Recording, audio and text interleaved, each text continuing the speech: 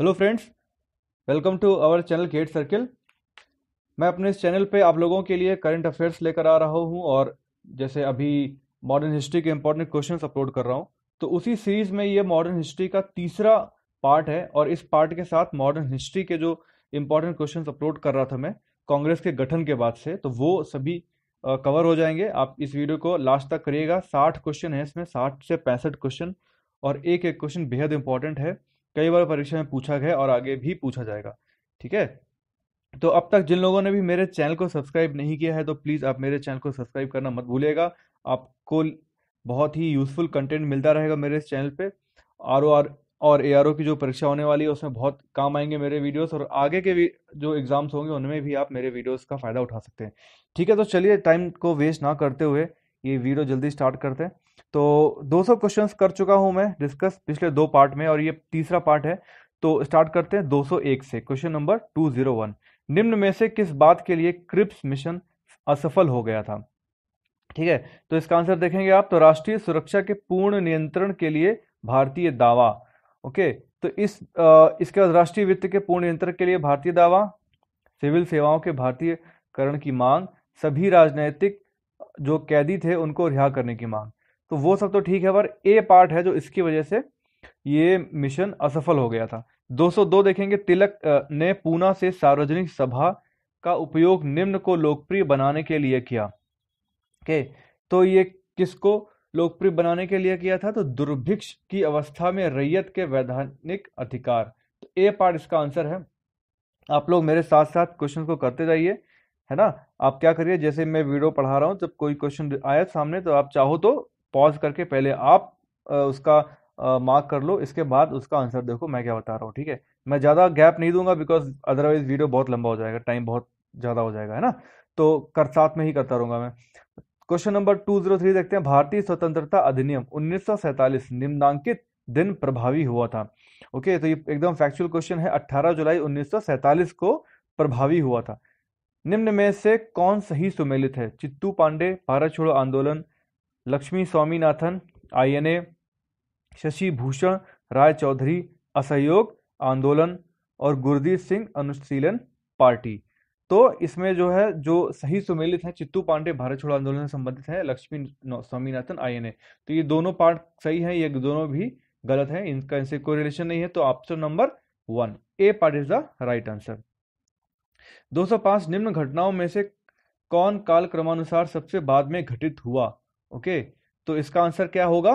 देखिए आप, शिमला कॉन्फ्रेंस, जुलाई 1946 का चुनाव, कैबिनेट मिशन का प्लान, और अंतरिम सरकार में मुस्लिम लीग का सम्मिलित होना। तो इसमें सबसे बाद में कौन सी घटना घटित हुई थी? अंतरिम सरकार में मुस्लिम लीग का सम्मिलित होना, डी पार्ट। ओके, इसका 206 देखेंगे, 1912 में बाल्कन युद्ध के दौरान तुर्की में मेडिकल दल लेकर कौन गया था? ओके, तो इसका आंसर है MA अंसारी। ये तुर्की गए थे मेडिकल दल के बाल्कन युद्ध के दौरान। 1916 ईस्वी में गांधी जी को नील किसानों की पीड़ा निवारण हेतु आमंत्रित करने वाला व्यक्ति कौन था? ओके, तो ये आपको पता होगा इसका आंसर, राजकुमार शुक्ल। इसका 208 नंबर देखते हैं, साइमन कमीशन का कांग्रेस द्वारा बहिष्कार क्यों किया गया था? क्या रीजन था? क्योंकि इसमें कोई भी भारतीय सम्मिलित नहीं था। तो 208 का A part is the correct answer. Then 209 देखेंगे, भारतीय स्वतंत्रता में रजवाड़ों का समावेश संबंधी प्रस्ताव कांग्रेस के किस अधिवेशन में पारित हुआ था? ठीक है, तो ये हुआ था हरिपुरा अधिवेशन में। 210 देखेंगे, राजनीतिक शक्ति प्राप्त करने के लिए गांधी जी ने कौन सा आंदोलन किया था? ओके, तो ये था असहयोग आंदोलन। ओके, इसके बाद 211 देखेंगे, खिलाफत आंदोलन में प्रमुख भूमिका थी, किसकी थी? मोहम्मद अली, शौकत अली, लियाकत अली और अबुल कलाम आजाद।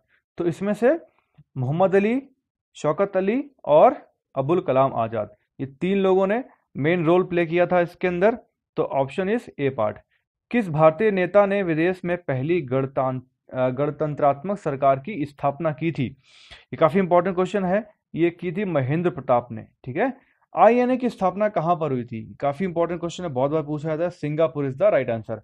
कराची अधिवेशन में मुख्य रूप से क्या हुआ था? ओके, इसमें मौलिक अधिकारों की व्याख्या हुई थी। ये दोनों तरीके से पूछा जाता है कि मौलिक अधिकारों की व्याख्या किस अधिवेशन में हुई थी, या कराची अधिवेशन में मुख्य रूप से क्या हुआ था। तो इसको मौलिक अधिकारों के लिए की व्याख्या के लिए याद रखते हैं। होम रूल आंदोलन किसने शुरू किया था। ओके, तो इसका आंसर है तिलक। इसमें बहुत लोग कंफ्यूज हो रहे हैं। मैंने एक पीछे क्वेश्चन बताया था कि इंडियन होम रूल आंदोलन का पहला अध्यक्ष कौन था, तो वो जोसेफ बैप्टिस्टा ही थे।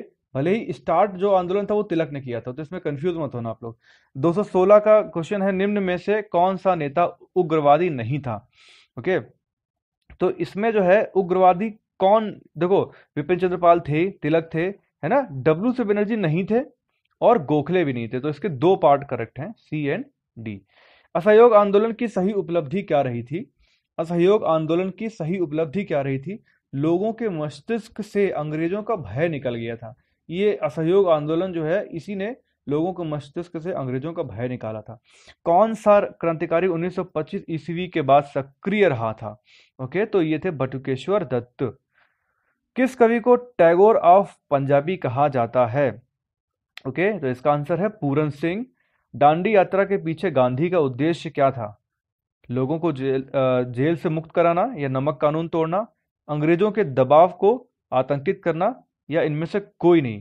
तो इसका आंसर आपको पता है, नमक कानून तोड़ना। मैं समाजवादी हूं, यह किस कांग्रेसी अध्यक्ष का कथन था। ठीक है, ये तो जवाहरलाल नेहरू का कथन था। इसके बाद 222 देखते हैं, किसने 1916 ईस्वी में मुस्लिम लीग और कांग्रेस के बीच समझौता करवाया था। ओके, तो ये थे मिस्टर बीजी तिलक, बाल गंगाधर तिलक। 223 1928 ईस्वी की नेहरू रिपोर्ट में किस बात की सिफारिश की गई थी। ओके, तो इसका आंसर आप देखोगे तो आप पाओगे कि इसका आंसर है सी पार्ट, अधिराज्य प्रदेश की स्थिति की। 224 देखेंगे, दक्षिण अफ्रीका से लौटने के बाद गांधी जी ने अपना पहला आंदोलन कहां से स्टार्ट किया था। ओके, तो ये आपको आंसर पता होगा निश्चित रूप से, बहुत इंपॉर्टेंट क्वेश्चन है ये, चंपारण से। क्रिप्स प्रस्तावों को किसने आगे की तिथि वाला चेक कहा था जिसका बैंक नष्ट होने वाला है। ठीक है, इस क्वेश्चन को लेके भी बहुत कंफ्यूजन हुई है, मैं पीछे भी डिस्कस कर चुका हूं। इसका आंसर है सी पार्ट, जवाहरलाल नेहरू, और ये सही है। ठीक है, क्रिप्स मिशन को आगे पोस्ट डेटेड चेक अगर सिर्फ इतना कहा जाता है तो वो गांधी जी ने कहा था, और अगर ये स्टेटमेंट आता है कि आगे की तिथि का चेक है जिसका बैंक नष्ट होने वाला है, तो वो कहा था जवाहरलाल नेहरू ने। ओके, गांधी जी के निम्नलिखित आंदोलनों का सही कालानुक्रम क्या है। ओके, तो रॉलेट एक्ट, खेड़ा आंदोलन, चंपारण, अहमदाबाद मिलों की हड़ताल। ये बहुत इंपॉर्टेंट क्वेश्चन है, बहुत बार पूछा जाता है ये। तो इसका आंसर है, सबसे पहले कौन सा था, चंपारण। ठीक है, फिर अहमदाबाद मिल की हड़ताल हुई थी, फिर खेड़ा हुआ था, और इसके बाद रॉलेट एक्ट। तो आंसर है इसका ए पार्ट। ठीक है, देन हरदयाल, बाबा हरिनाम सिंह, टुंडीलाट, बाबा सोहन सिंह, भाकना और गुरदीप सिंह, ये जुड़े थे किस संगठन से। तो इसका आंसर है सी पार्ट, गदर आंदोलन से। 228 निम्न घटनाओं का सही कालानुक्रम क्या है। ओके, गुरु का बाग आंदोलन, वायकूम सत्याग्रह, काकोरी कांड और नेहरू रिपोर्ट। ठीक है, तो इसका आंसर मिलेगा 1 2 3 4। सबसे पहले गुरु का बाग आंदोलन हुआ था, फिर वायकूम सत्याग्रह, काकोरी कांड और नेहरू रिपोर्ट सबसे बाद में आई 1929 में। अब हमें खुलेआम बगावत कर देश को विदेशी शासन से मुक्त करना है। और साथियों, मैं आपका और अपने सभी देशवासी भाइयों और बहनों को इसमें शामिल होने के लिए आह्वान करता हूं। निम्न में से किसने यह घोषणा की थी। तो इसका आंसर है सुभाष चंद्र बोस। ठीक है, तो ये भी आप याद रखिएगा कि जो सभी साथी हैं, देशवासी भाई बहन हैं, इनको इस बगावत में शामिल करने के लिए किसने आह्वान किया था, सुभाष चंद्र बोस ने। और उन्होंने ये भी कहा था कि तुम मुझे खून दो, मैं तुम्हें आजादी दूंगा। ये तो सभी को पता होगा। इसका 230 देखते हैं, कम्युनल अवार्ड और पूना पैक्ट के अंतर्गत शोषित वर्गों को कितने स्थान दिए गए थे। ओके, तो ये था 71 और 147, B part. Okay, communal award में 71 दिए गए थे, पूना पैक्ट में 147। सूची 1 तथा सूची 2 को सुमेलित कीजिए और सूचियों के नीचे दिए गए कूट का प्रयोग कर सही उत्तर दीजिए। ठीक है, ये किस किस से रिलेटेड थे ये आपको बताना है। तो इसका आंसर आप देख लीजिए, सरदुल सिंह कबीसा, यूसुफ मेहर अली, टी प्रकाशम और चौधरी खालिक उज्जमा। तो ए का फॉरवर्ड ब्लॉक से रिलेशन है, बी का 4 मिलेगा आपको कांग्रेस समाजवादी पार्टी, टी प्रकाशम मिलेंगे आपको भारतीय राष्ट्रीय कांग्रेस से, और चौधरी खालिक उज़्मा मिलेंगे मुस्लिम लीग से। तो इसका आंसर मिलेगा आपको सी पार्ट। ठीक है।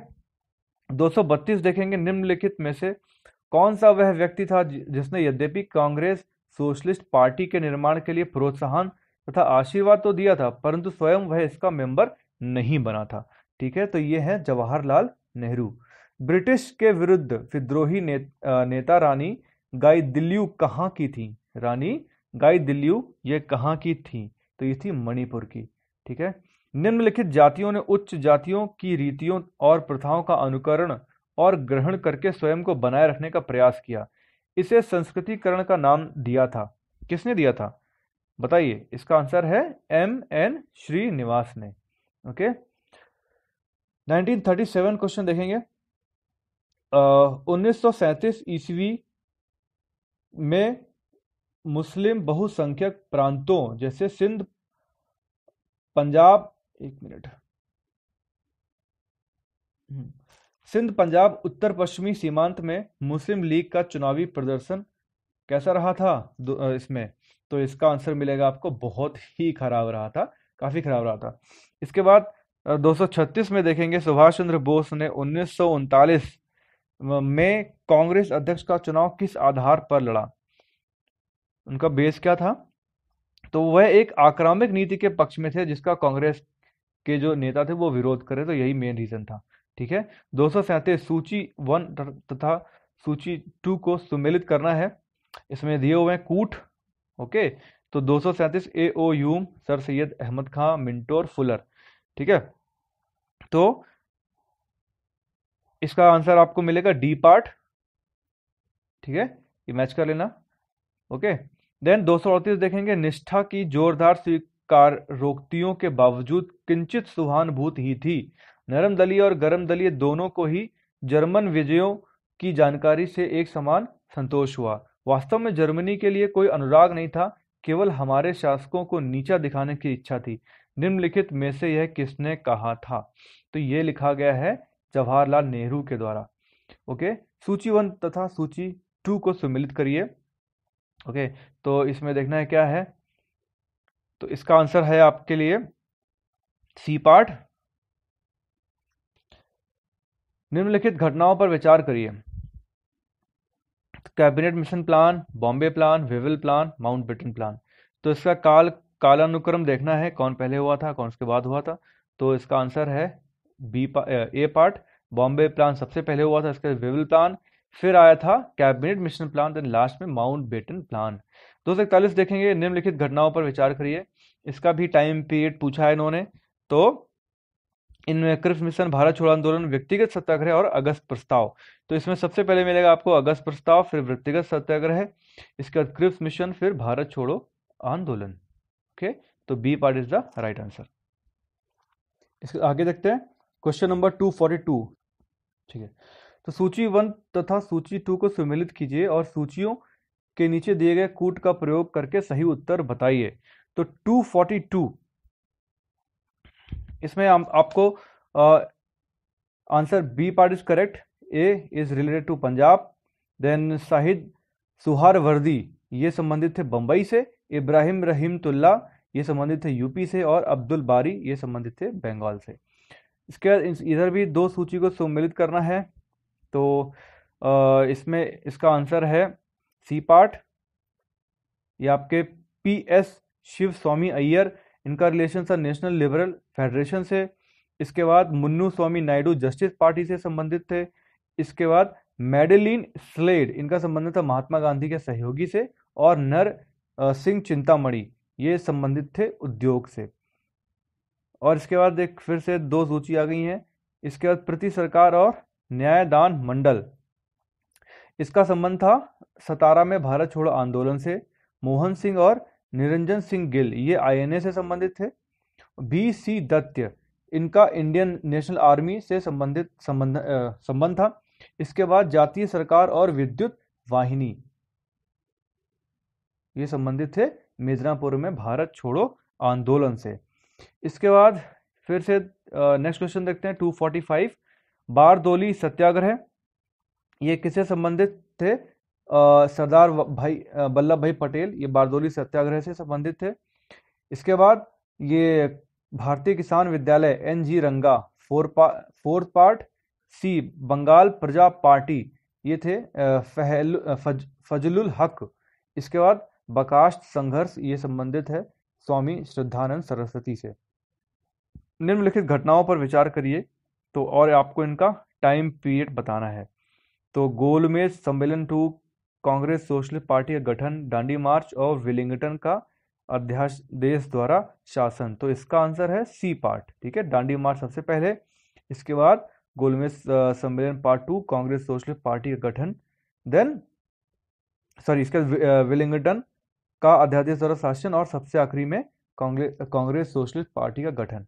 247वें का इसको भी दो मैच करना है, तो इसका आंसर है सी पार्ट, ओके, चेक करिएगा। ओके, देन यहाँ पर दो सूची को सम्मिलित करना है, तो प्रफुल्ल चाकी, सुखदेव, अशफाक उल्लाह खां और गणेश घोष, इसका किस किस से संबंध है। प्रफुल्ल चाकी, इनका संबंध मिलेगा मुजफ्फरपुर बम कांड से 1908 में। इसके बाद सुखदेव, इनका संबंध लाहौर षड्यंत्र केस से। अशफाक उल्लाह खां, इनका काकोरी कांड से संबंध है। और गणेश घोष, ये चटगांव आर्मरी रेड कांड में सम्मिलित थे। ओके, इसके बाद फिर ये निम्न घटनाएं दी हुई हैं, इनको सम्मिलित करना है। गिरनी कामगार संघ, सुरमा घाटी का किसान आंदोलन, देन तूतीकोरिन की हड़तालें, ये सब हैं। तो इनका टाइम के पीरियड से आप जब इनको देखोगे तो इसका आंसर है बी पार्ट, ओके। 250 देखेंगे, निम्नलिखित में से कौन एक खुदाई खिदमतगार संगठन का संस्थापक था। ये बहुत इंपॉर्टेंट है, खान अब्दुल गफ्फार खान, ये बहुत ज्यादा इंपॉर्टेंट क्वेश्चन है। निम्नलिखित घटनाओं पर विचार करिए, ओके। तो इसमें आप जब देखोगे टाइम पीरियड पूछा है तो इसका आंसर है सी पार्ट, ठीक है। देन निम्नलिखित घटनाओं पर विचार करिए। अगस्त प्रस्ताव, पुनः समझौता, तृतीय गोलमेज सम्मेलन, सांप्रदायिक अधिनिर्णय। तो इसका आंसर मिलेगा आपको, आपने कर लिया B part, 4231, okay. Question number 253, तो सूची है दो, इनको मिलाना है, ओके। तो इसका आंसर मिलेगा आपको बी पार्ट 253 का। 254 देखते हैं, इसमें जो मैच ऑफ द फॉलोइंग है, तो 254 का आंसर है C part, okay. Subhash Chandra Bose, Indian struggle for freedom. Then B Abdul Kalam Azad, इनकी ये एक्चुअली पुस्तक है इनकी, जिनको उन्होंने लिखा है इंडिया विंस फ्रीडम। इसके बाद राजेंद्र प्रसाद ने इंडिया डिवाइडेड लिखा था, और जवाहरलाल नेहरू ने विदर इंडिया लिखा है। देन कांग्रेस अधिवेशन और उसके जो संकल्प हैं, उसमें आपको मैच ऑफ द फॉलोइंग करना है। तो 255 का आंसर है बी पार्ट, ओके। निम्नलिखित व्यक्तियों पर विचार कीजिए। कृपलानी, अजय घोष और षणमुखम चेट्टी, जॉन मथाई।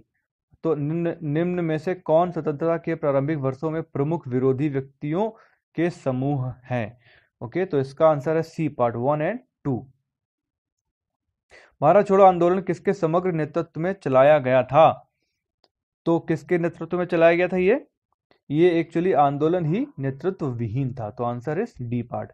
258 देखेंगे, अपने अद्वितीय साहस तथा सुयोग योद्धा के गुणों से परिपूर्ण होने के कारण किसे बाधा नाम से जाना जाता है। तो ये थे जतीन्द्र नाथ मुखोपाध्याय, ठीक है। जतीन्द्र नाथ मुखर्जी भी हो सकता है, मुखोपाध्याय भी हो सकता है। तो 258 का डी पार्ट।